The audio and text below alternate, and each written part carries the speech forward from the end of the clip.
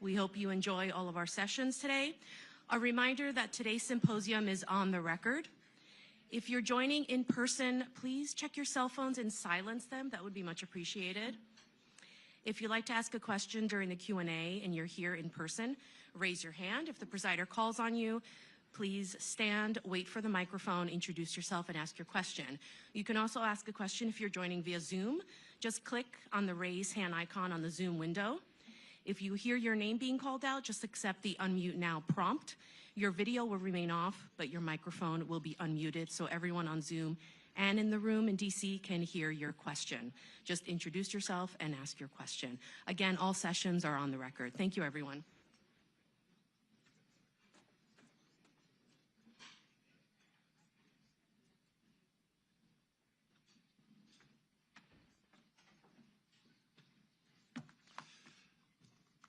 Good morning, everybody, and welcome. My name is Mike Froman. I'm president of the Council on Foreign Relations, and it's a great honor to welcome you here all today to our symposium on securing Ukraine's future.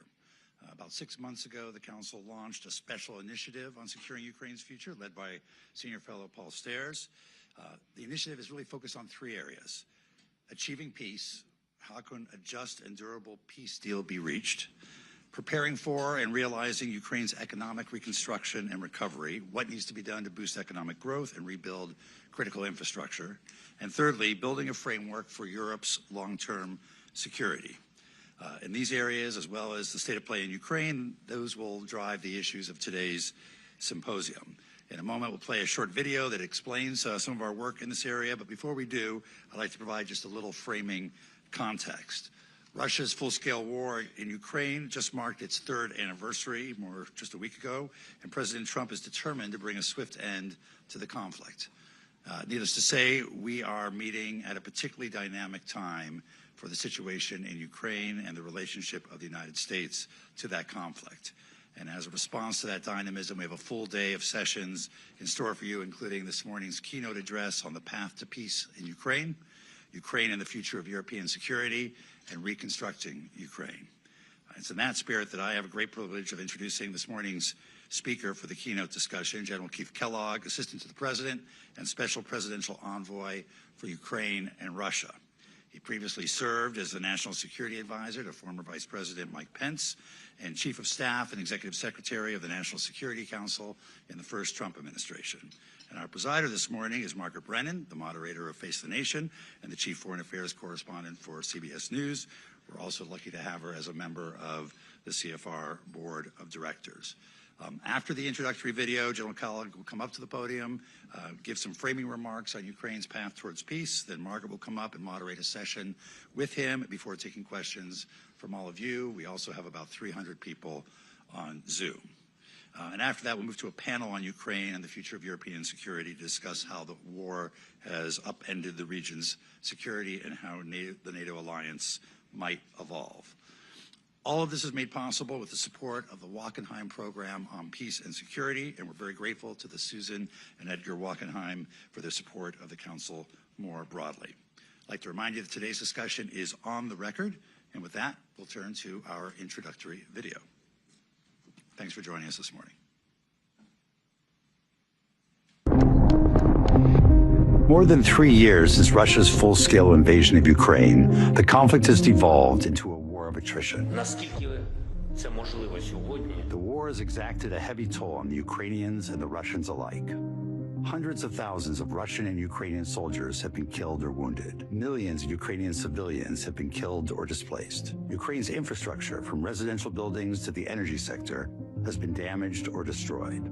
Against all odds, Ukraine has prevented Russia from achieving its initial objectives and maintains control over hundreds of square kilometers of Russian territory after a surprise offensive in the Kursk region last summer.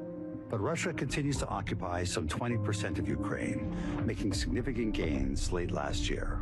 Now, Ukraine's future and the broader transatlantic security relationship is in question. Say this, I believe I will be able to make a deal between President Putin and President Zelensky quite quickly. Here at home, President Donald Trump has promised to deliver a quick end to the war. The United States has benefited from the order and stability that's existed across Europe for the greater part of the last century. But questions abound about the United States' role as Europe's security guarantor and the future of economic and military assistance to Ukraine.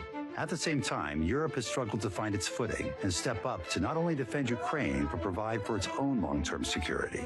A secure, sovereign, and prosperous Ukraine grounded in the West is in our interests. Losing Ukraine would undercut the strength of the transatlantic alliance and encourage adversaries to take actions against U.S. partners.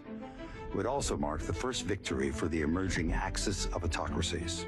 There's never been a more critical time to inform U.S. engagement on Ukraine than now. That's why we've launched the Council's Special Initiative on Securing Ukraine's Future, led by Senior Fellow Paul Stairs, to analyze the various challenges the U.S., Europe, and Ukraine must overcome to end the war. The initiative focuses its efforts on the following issues. Achieving peace.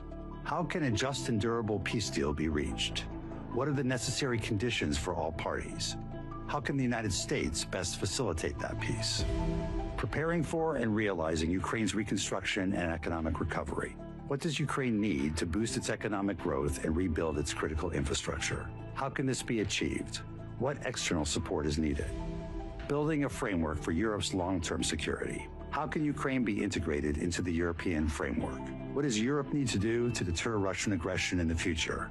What will the U.S. role be in the continent's security architecture?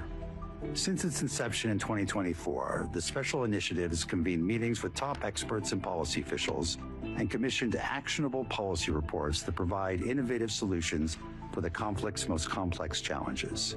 We've already seen the direct impact of our work. In 2025, we plan to continue this momentum. Securing Ukraine's future is not just about strategizing an end to the war within the next 12 months.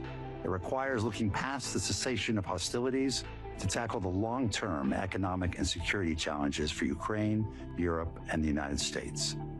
In the months and years ahead, we hope you'll engage with us on this effort.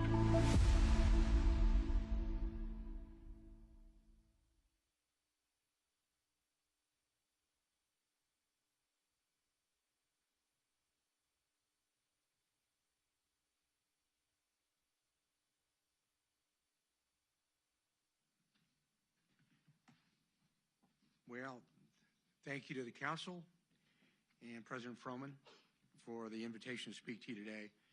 And thank you to the audience for joining this conversation. I see some friends in the audience that have been here before, Elliot, Doug, the rest of the team out there. And today I think we're going to be discussing what is arguably the most complex foreign policy challenge the administration is faced with, and that's ending the Russian-Ukraine war, the largest war in Europe since the end of World War II. President Trump recognizes this and has acknowledged the gravity and complexity of bringing peace to this war. In a December press conference at Mar-a-Lago, President Trump remarked that ending the Russia-Ukraine war would be, quote, even more difficult than resolving the ongoing Israeli-Hamas war and the turmoil in the Middle East, end quote. President Trump's assessment is well-founded. The Russia-Ukraine war has become the largest land war in Europe since World War II. The death and destruction is what could be called industrial grade. After 3 years of war, combined casualties on both sides have surpassed 1 million individuals. Think of it this way. Just on the Ukrainian side alone, more soldiers have been killed, the Ukrainians, than the United States lost in the Vietnam War and the Korean War combined. Russia has over 490,000 soldiers deployed to Ukraine, a force that is larger than today's active United States Army. Russia has destroyed Ukrainian cities like Mariupol, a city the size of Denver proper. The city of Izium, the city that I visited, a city of 70,000, now holds less than 20,000, where when I was there, cooking was done in the streets because of no electrical power. The hospitals were running on generators. Russia's actions have been a catalyst for a broader crisis throughout Europe, to include ongoing refugee, energy security, food scarcity, inflation, and defense readiness issues across the entire continent. I've seen the destruction of Russia's war firsthand, having visited Ukraine, including the Donbass region. While the kinetic action and direct military engagement of this war is bound to Russian and Ukrainian territory, this war is ultimately being waged by a competing alliance structure who are all proxies to this war. Russia's war effort has led to a deepening of alliances with the Chinese, the Iranians, and North Koreans, where the Europeans are supporting Ukraine by proxy, in a simple fear that if Russia is not stopped in Ukraine, the war will spill over to the rest of Europe. Recently, spending 3 days at the recent Munich Security Conference talking to them, their fears and concerns look palpable. So when we discuss the complexities of ending this war, it comes from an understanding that bringing this war to a conclusion not only requires mitigating the root causes of the Russia-Ukraine war itself, but it ultimately entails the United States and European allies confronting a global adversarial alliance structure. Our allies in Europe claim they will pick up any slack in support, but also openly proclaim that the United States must be involved. In this foreign policy crisis, President Trump has been clear that the United States' primary objective in this war is to stop the killing and get both sides to the table and implement an enduring peace structure. America has funded this war with over $170 billion. This year alone, with the most recent tranche of over $60 billion, is an amount larger than we funded the United States Marine Corps this year. Donald J. Trump is a peacemaker, and he is a president of peace. President Trump has committed to the American people that he will put the interests and security of our citizens first, and he will keep our nation out of endless wars. You know, I'm reminded of what Professor Paul Kennedy from Yale University wrote in a seminal work, The Rise and Fall of the Great Powers. When he noted that great powers historically fail when they involve themselves in strategic overreach. He called it imperial overreach. But I'll make it simple so you don't have to buy the book. When a nation is concerned about filling somebody else's potholes, then their own potholes, they fail. Ushering in peace between nation states was the legacy of his first administration. And this is the same mission he is bringing into the second administration and towards this war. This war did not start on Donald Trump's watch. I believe he's absolutely right.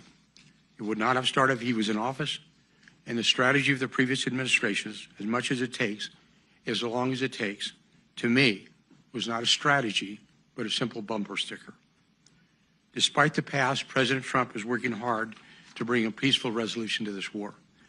You can see the high priority he is placing on this goal when you look at how many senior individuals he has asked to pitch in and help negotiate peace, from Marco Rubio to Howard Lutnick, to Scott Bessler, to me, to Mike Waltz. He has worked out more in the last 45 days than we saw in the previous years. And we've only been at it for 45 days. But we already had teams in Moscow and in Kyiv. And we all want the same thing. We are working as a team to explore every avenue we can for peace. But as we know, and as this administration knows, peace is only possible through strength, which brings us to where we are today. How the Trump administration is deploying strength in this urgent moment to bring a peaceful resolution to this devastating war. To start, President Trump's America First approach towards engagement abroad is a driving force behind this administration's approach to the war, which is notably different than the preceding administration and the broader U.S. foreign policy establishment and status quo approach to the U.S. national security apparatus. President Trump has already engaged President Putin. He's engaged President Zelensky. We have found from previous approaches, you cannot avoid talking to your adversaries or friends alike.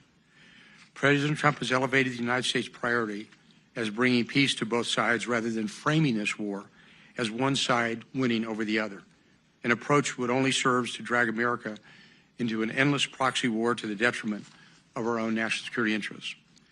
When President Trump was asked in a May 2023 town hall if he wanted, quote, Ukraine or Russia to win this war, he responded by saying, I just want everybody to stop dying. This statement was not only a public commitment to peace and a commitment to keep our nation out of an endless war, but it was a proactive signal that the United States would serve as a positive force in bringing a resolution to this conflict. We saw this very approach towards that war play out in the recent Oval Office meeting between Presidents Trump and Zelensky last Friday. And I had a ringside seat, standing right behind the Vice President and Secretary Rubio. What happened was two nation-state leaders coming into a meeting with objectives that were clearly not in alignment with one another. And there was a disconnect publicly between the goals of the two administrations. President Zelensky approached this engagement with President Trump as an effort to get the United States to co-sign on the U.S. to continually funding Ukraine, to give Ukraine an advantage over Russia. President Zelensky clearly wanted President Trump to side publicly with the United States against Russia. It would have negated an objective interlocutor role. President Trump, however, was not approaching as a matter of one side gaining an advantage over the other, but was instead focused on peace, stating, quote, President Zelensky is not ready for peace if America is involved because he believes our involvement gives him a big advantage in negotiations. I don't want advantage, I want peace, end quote. There is the human cost of this war which deeply resonates with President Trump. The casualties of this war have surpassed 1 million. And on an average, this war is costing an average of 600 soldiers killed in action per day. Short of U.S. efforts to end this war and stopping the killing, Ukraine is quickly approaching the lost generation. That is a term that Britain used and experienced from the bloody trench warfare in World War I. Just about a year ago, at this time, I was with President Trump as we traveled on a campaign trip to Iowa, and we discussed the war. He is not new to the issue of conflict resolution. He understands the damages of war and what it brings. And I just returned from Ukraine, where I did a visit to a Ukrainian military hospital in Irpin, where you see physically the toll that this prolonged war has had on the Ukrainian soldiers. One item became very clear, is the urgent need to stop the killing. The visit to Irpin, one that treats soldiers with combat-related amputations, was both uplifting and depressing.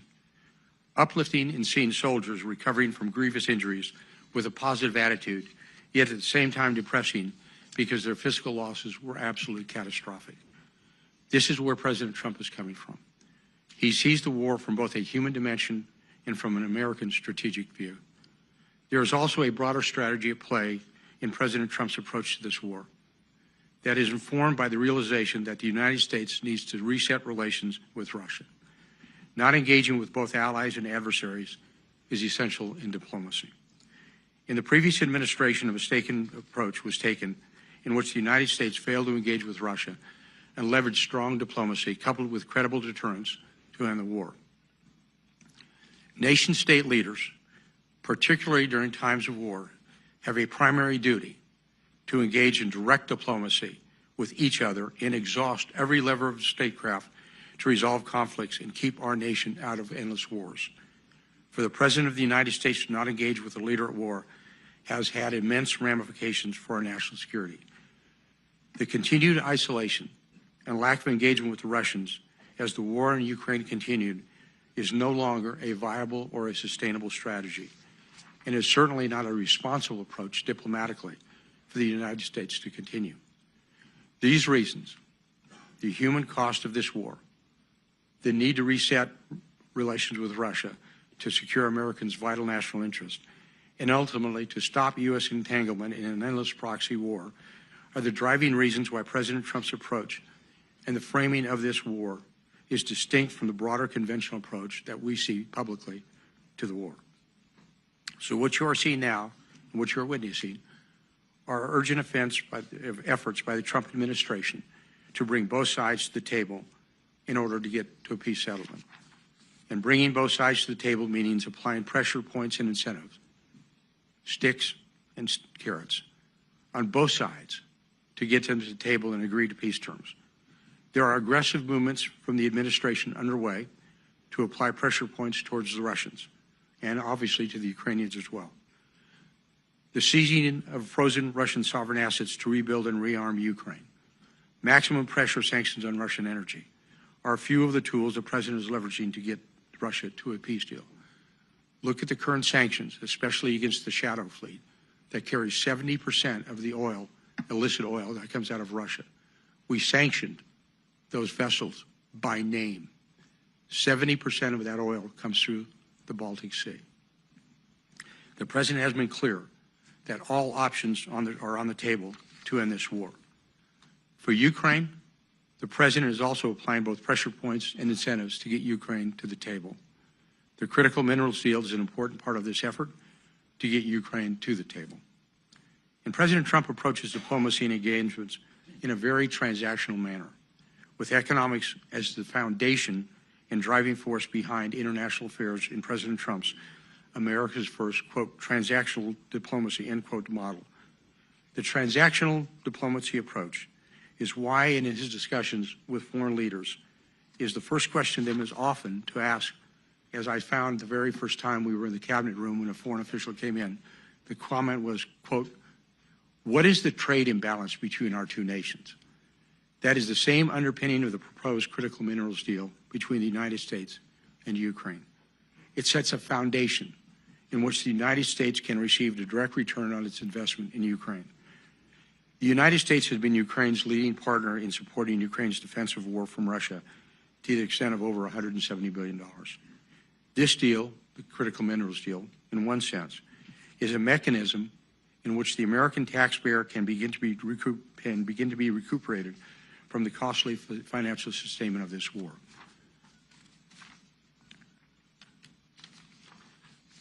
More broadly, however, this critical minerals deal also offers a partnership deal between the United States and Ukraine, which can underpin a security architecture for Ukraine going forward. If the United States has direct economic interest in Ukraine, then the United States has a direct and vested interest to protect its economic interests as well, which serves, in fact, as a de facto guarantee, a security guarantee for Ukraine. You will continue to see strong efforts from the United States to bring both sides to the table in order to reach an enduring and sustainable peace effort. We are at the early stages, and very candidly, the road will be bumpy. All peace negotiations are. But failure to end this war, now over 3 years old, could be consequential, not just in Europe, but the world as well. And thank you for having me, and I await your questions and the discussions.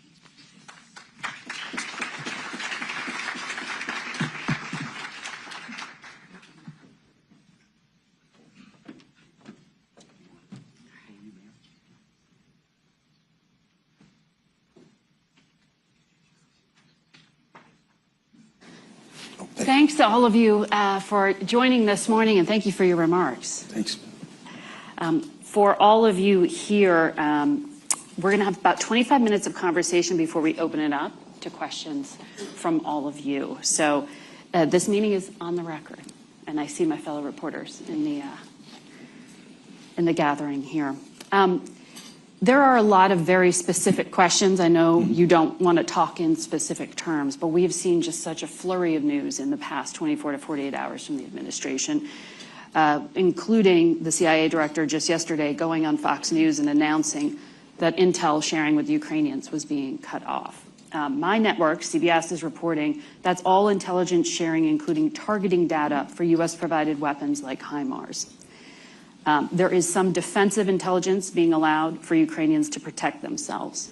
Last night, European Command also issued a statement to CBS saying that there is a pause to security assistance to Ukraine, including what was already in train from the Biden administration. So that's on top of the pause of the $3.85 billion that President Trump just issued. What is the intention here? What is the specific ask that Ukraine has to deliver on for all of this to be lifted? Margaret, I believe, and thanks for the question, I believe the push is to get them to engage in diplomatic activities, give us their, for lack of a better term, their term sheet, to get this to the table and say this is an approach to going forward. We know that both sides are going to have disagreements and agreements as well. So I think it's like a forcing function that you want to get there. It's sort of like, the Russians may say, well, for you to get involved in the talks, we want you to sell us Alaska back. That probably won't happen. But the same thing is going to be with the Ukrainians. So it's more of anything. It's a forcing function to get to the realization that we want to go to a peace discussion, a peace deal. Look, my experience in the reading of history and studying the Russian war. In fact, there's a great book by Russian War by a guy named Alexander Wirth that it comes right down to it. The one thing you never want to do with the Russians is get into an attrition war. I mean, this is the same nation that in World War II lost 70,000 troops dead in Stalingrad in 6 months and continued to fight. So you have to kind of think about how do they look, how do we want to go to, and you don't want to get into a war like that. So again, bottom line, it's a forcing function to get them to the table.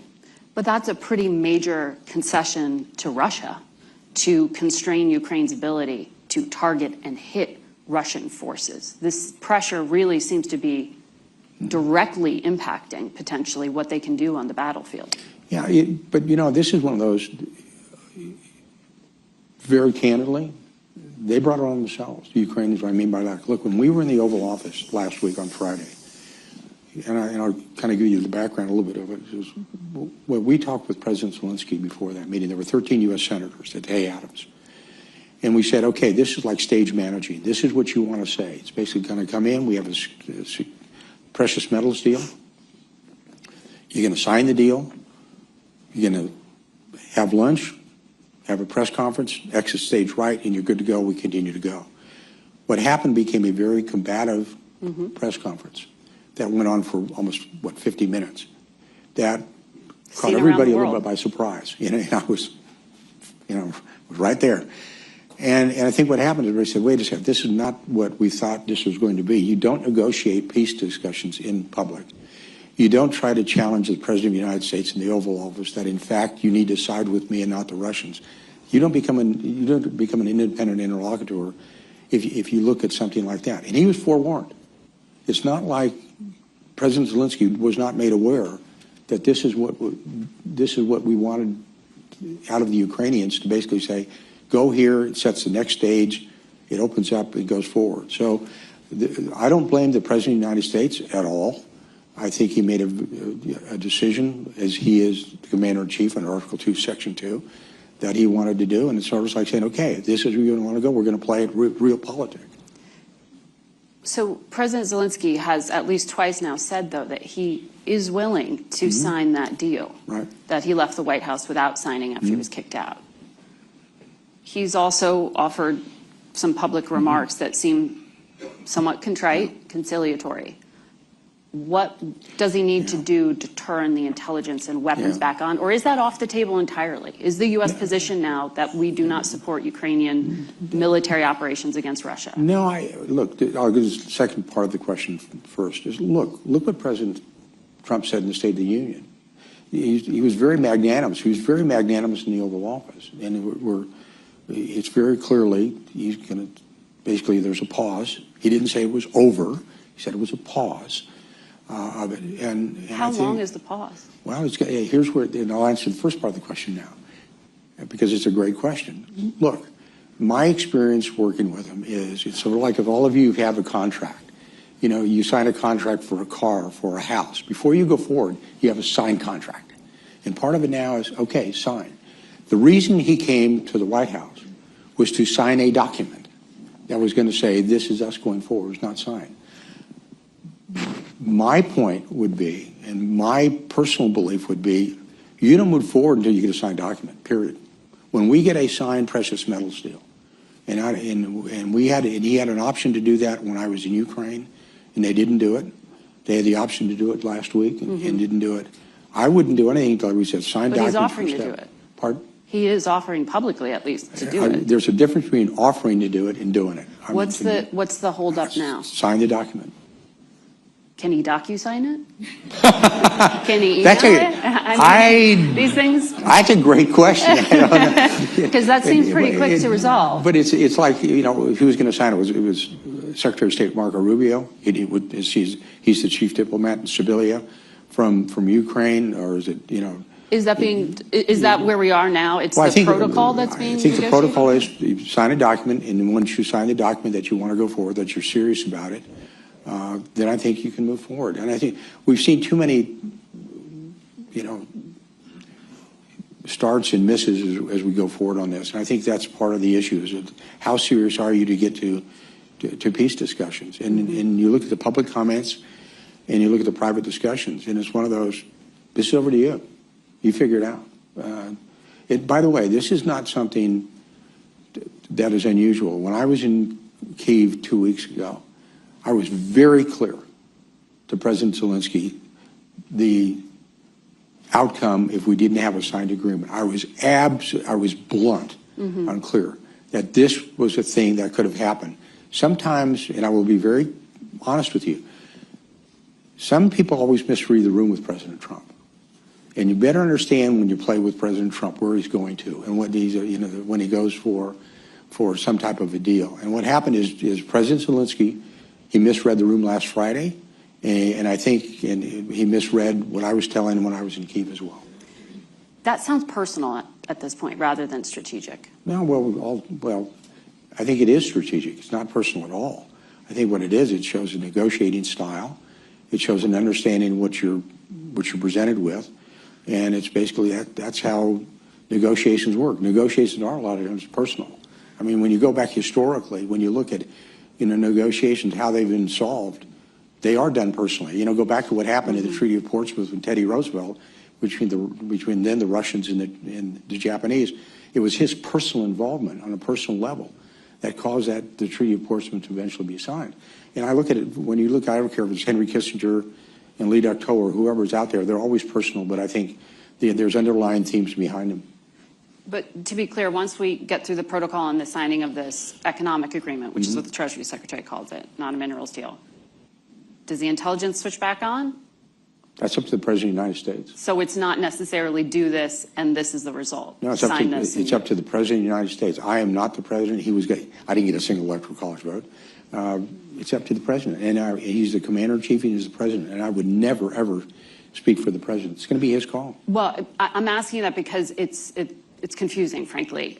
You know, I had the Treasury Secretary on Face the Nation on Sunday, and he had previously described the minerals and economic deal. He said, I was wrong when I called it minerals deal. He said it's an economic partnership deal.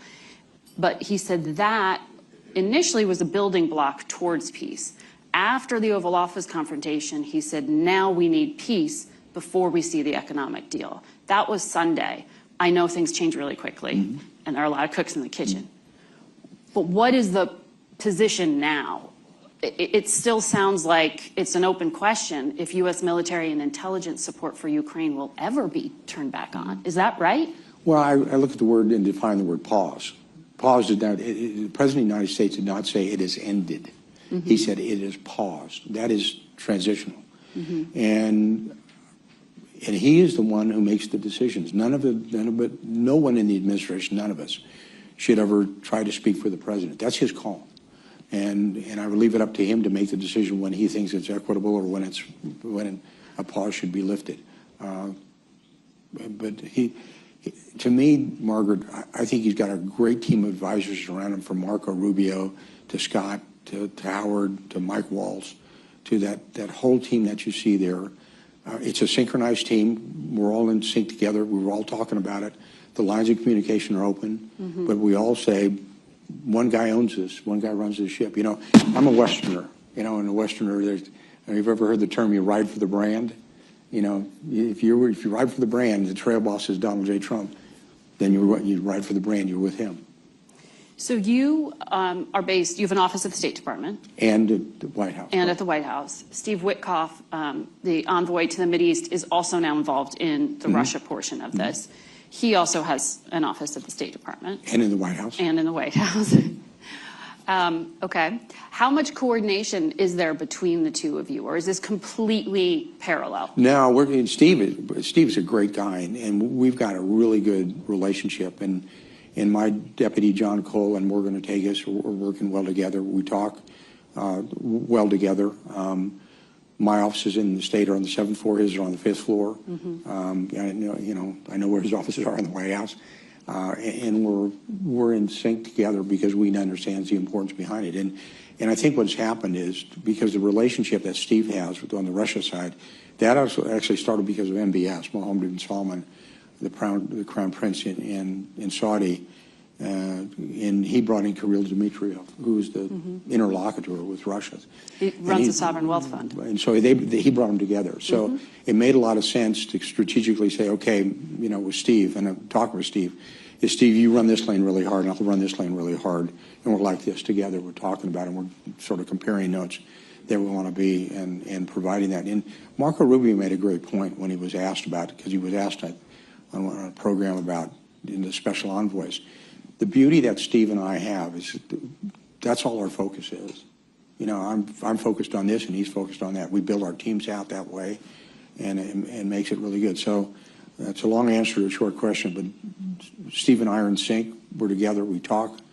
We're on speed dial with each other, and our messages are basically coordinated. So Envoy Witkoff was on Face the Nation recently when I was asking him about the 3.5-hour meeting he had with Vladimir Putin, which I think all of us would love to be a fly on the wall for that one.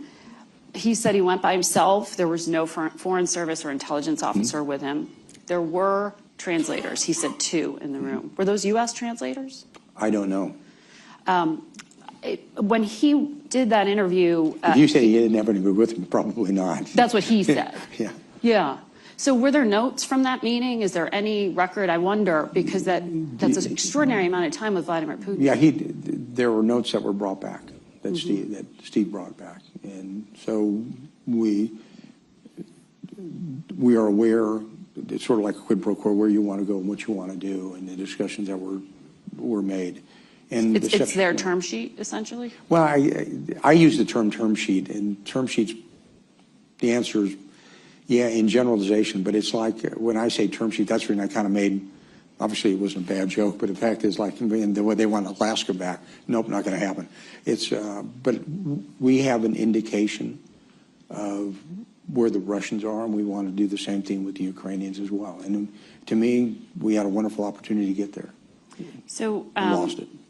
Envoy Witkoff said on a different network, but I read the transcript, that the framework for a peace deal between Ukraine and Russia is the Istanbul Protocol Agreement. Yeah. Is that the framework you are working with? No. Here's why, we both work from different, that came out of the Russians, said maybe you go there. To me, when you look at the Istanbul Accords, that happened 30 days after the invasion. And the demands in Istanbul were fairly significant on a very weakened Ukraine. And here's where I will agree with what Steve said. And Steve said it's a departure point. I think that's a good word to use. It's a departure point. At least but I think you have to look at those. I don't believe for all of us that is an equitable framework. And I think we have to develop something entirely new.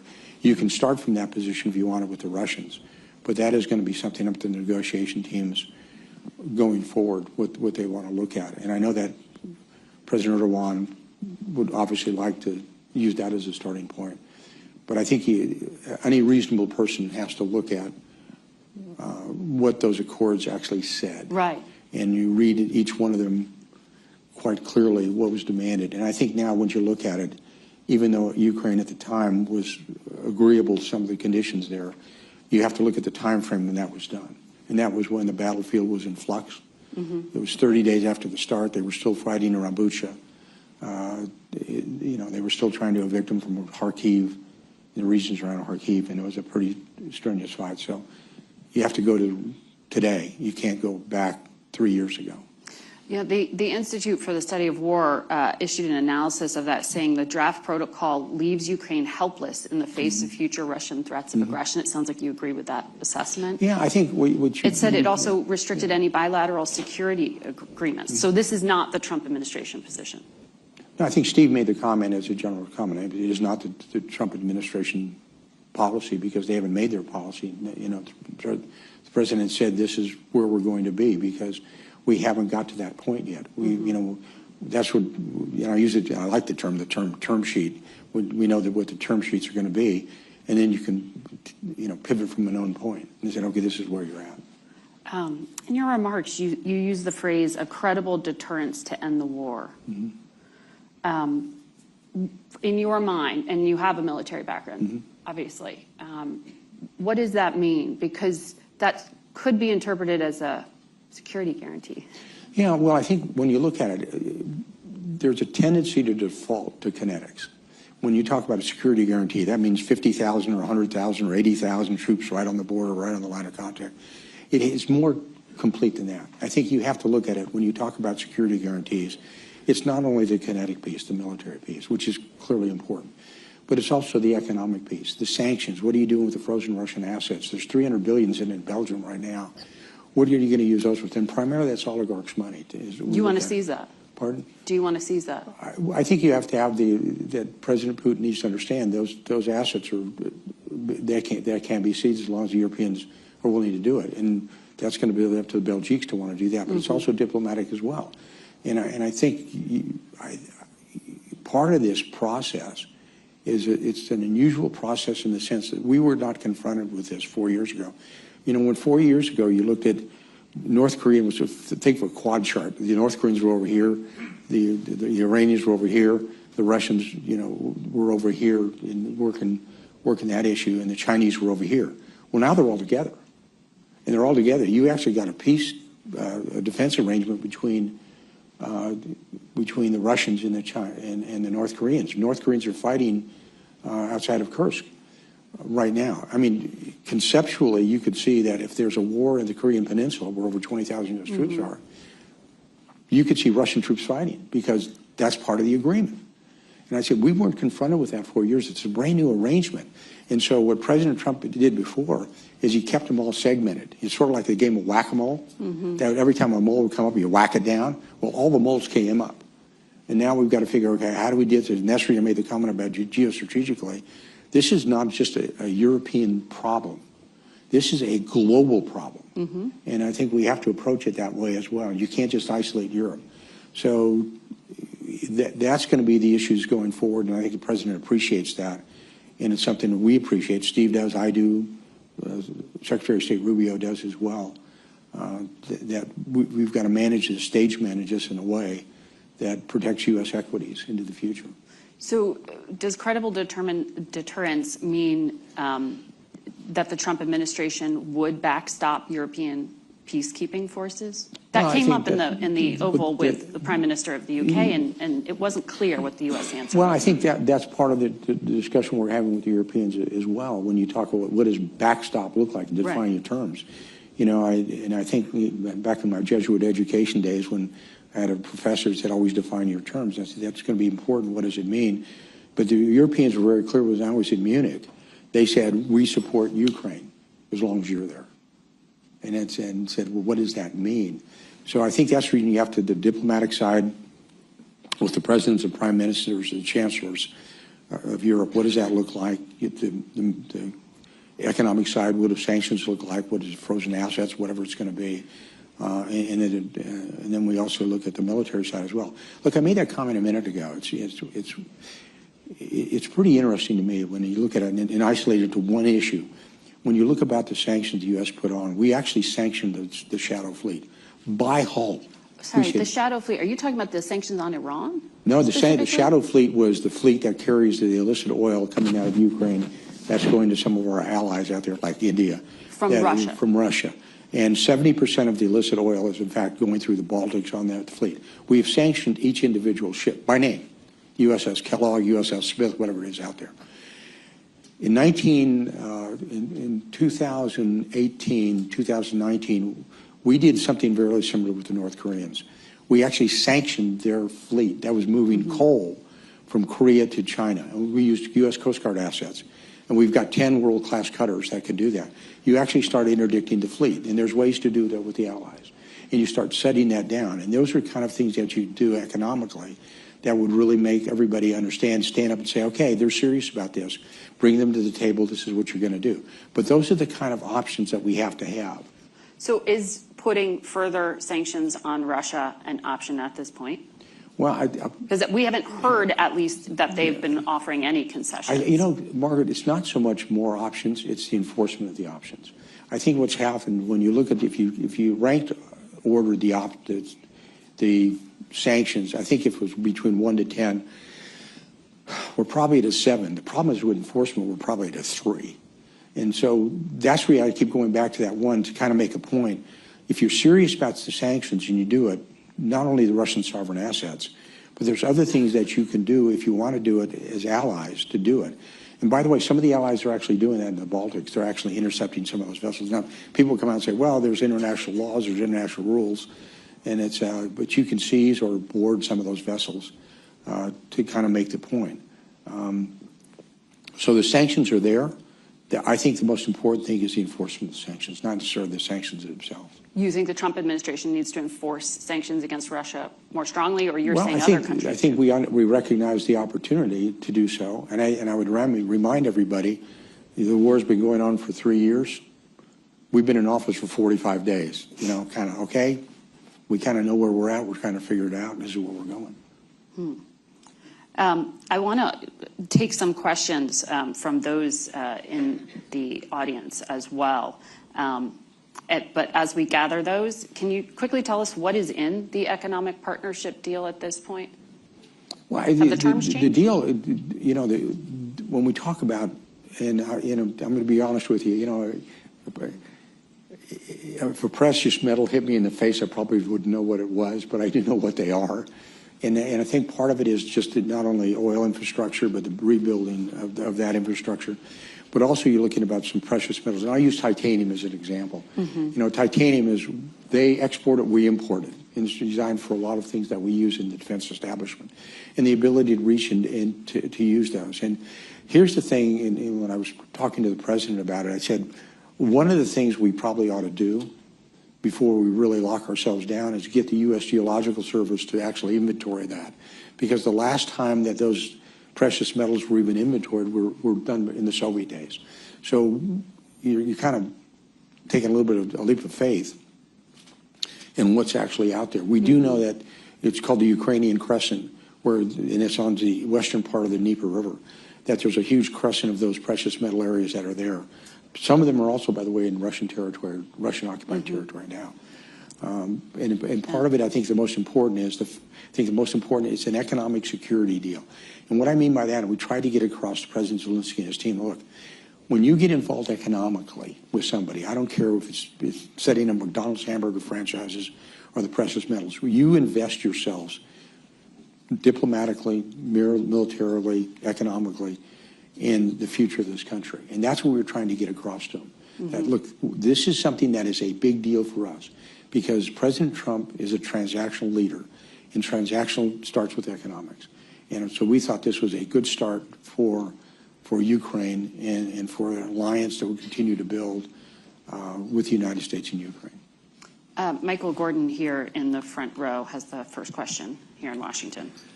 Thank you. Michael Gordon, Wall Street Journal. Sir, you're a retired Army general and you're familiar with the battlefield situation in Ukraine. What is the concrete effect of the abrupt end of military resupply to Ukraine and the end of the provision of intelligence and targeting data? Ukraine may take some time for their military supplies to run down, but the cutoff in intel does have an immediate effect. In your judgment, what's been the effect to date, and what's going to be the effect if it continues for another week or 2 or 3?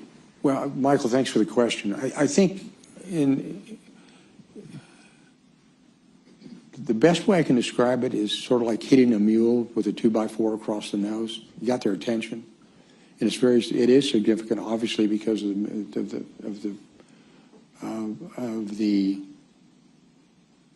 the support that we give. Okay, but it's one way to sort of get your attention to do it. But it's a pause. It's not an end, and it's then up to them to do it. And I know that the allied partners that has anything to do with U.S. support as well, are kind of paused as well. So anytime as a military person, anytime you displace assets, primarily from the intelligence community, it's pretty significant. And I'll use unclassified reports. There are certain reports that allow certain aircraft that allows people to see deep, that we basically said this is unclassified reports on the news that have been withheld out there. So it's like, okay, what do we see with their aviation assets, the Russian aviation assets? What does it mean? And I think that's important. But it's sort of like, okay, we're trying to get your attention. Okay, this is serious. This is what the support means. They understand it. You know, we had John Ratcliffe's counterpart, Malyuk, was here last week. He knows, Ratcliffe knows. I made it very clear when I was in Kyiv, the potential for this. It was almost like, well, okay, we hear you. Well, okay, no, we're serious. We're deeply serious about this. And it's not to let them know that it wasn't that we're not serious. We let them know that this president is very serious about it, and we're going to end this war. And this is one way to make sure you understand we're serious about it. So is it hard? Of course it is. But it was, they didn't, it's not like, Michael, it's not like they didn't know this was coming. They got fair warning it was coming. I told them, and they were told last week as well. It sounds like you're saying there is going to be a significant impact on the battlefield. Do they have enough gear to get them until the summer? I think we're okay. I think the pipelines, you know, they have an ability with the assets they've got to continue to prosecute the fight, to do it. But let's be obvious. Let's be clear about it. I mean, as a military person, I don't care who you're supporting. I don't care if it's Uganda or Rwanda or whomever. If you take away support like that, of course it's important. We know that. But that's one of the reasons why it was done.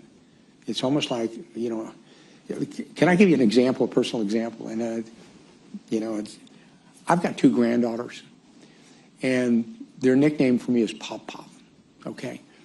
And sometimes when I talk to them, I'll stray. You know, I'll go over here. And they grab me like this, and they say, Pop Pop, listen to me.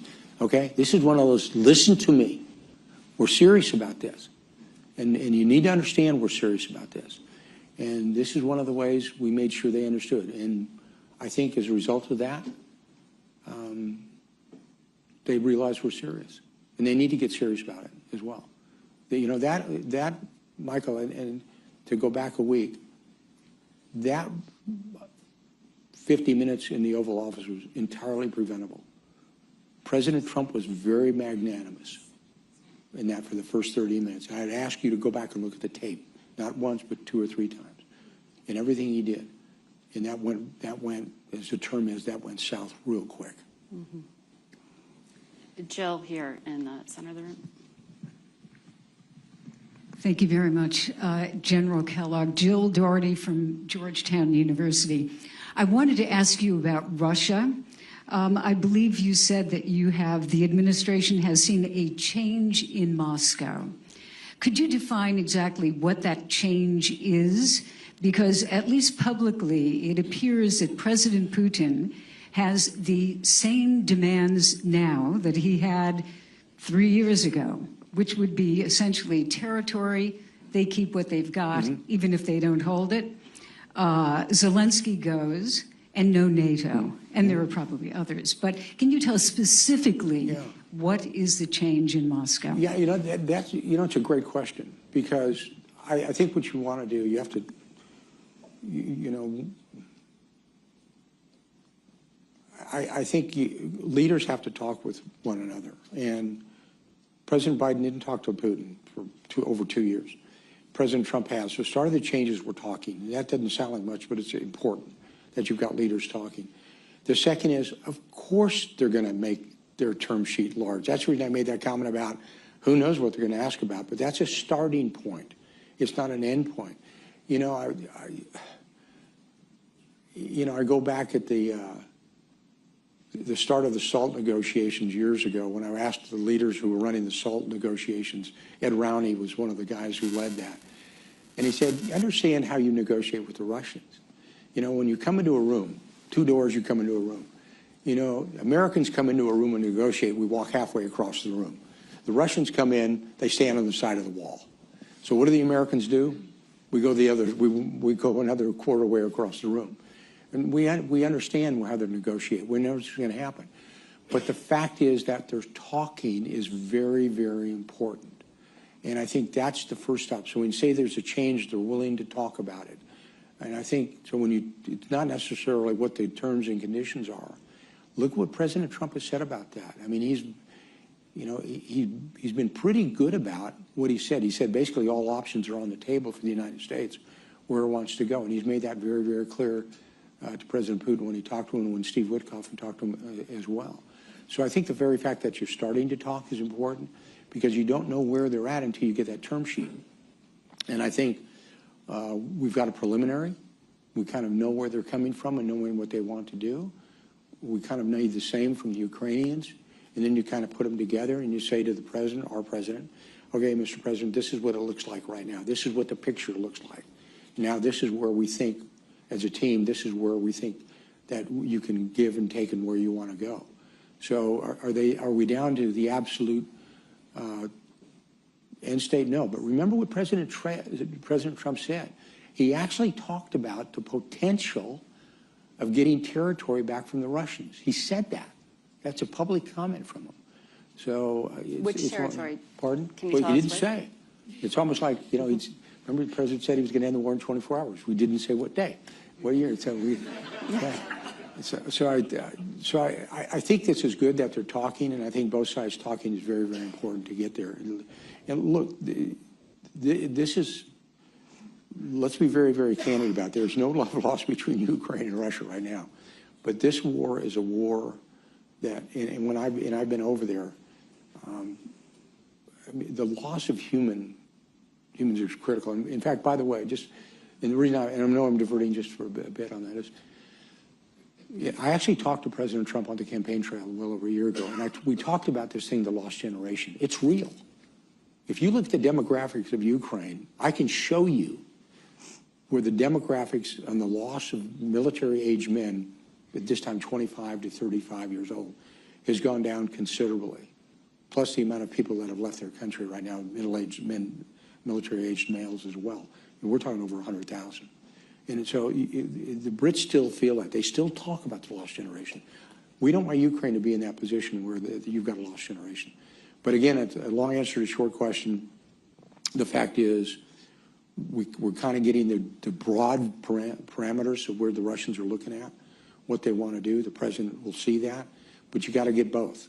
You got to say, okay, this is what it looks like. Okay, this is a ground view. And then put it together and say, okay, where do you think this is going to go from both sides? And we expect the Russians to be here. We expect the Ukrainians to be here. We want them to be here in this to end this war. And there's long-term benefits for everybody, for not only the stability of Europe, but it's for us to, at a geostrategic level, it's a chance to break up this axis that we currently see that is global in nature, which is a real threat to the United States of America. Carrie had a virtual question, I think. We'll take the next question from Stephen Pfeiffer. Thanks very much, General, for the discussion here. Steve Pfeiffer, I'm affiliated with Stanford University and a former American ambassador to Ukraine. Sir, you talked about carrots and sticks. It does seem like the United States is applying some very heavy sticks against Ukraine with the cutoff of intelligence and the suspension of arms. Can you talk a little bit more, though, about the sticks we're applying on Russia? Because at least publicly, the Russians seem to be the much more recalcitrant party with a very inflexible negotiating position. You mentioned sanctions on shadow tankers.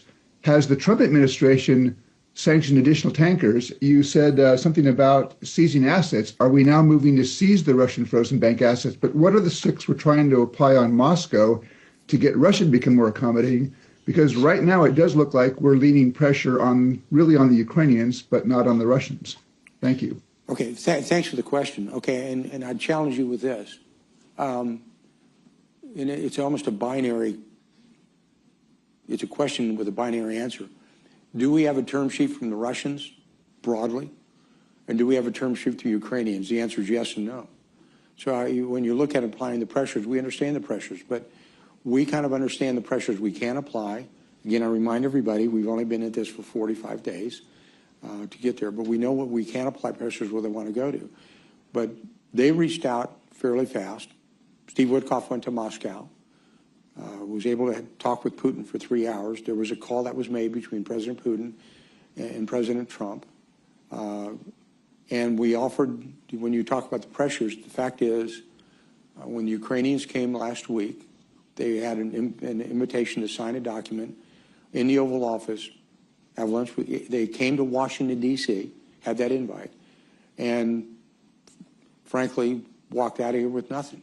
So I challenge your notion about who's being more reasonable right now, because when you look at what is happening, I don't see it the same way. I think that we're going to get there. I think the options are to apply more pressures. I think that's good. I don't think it's been done.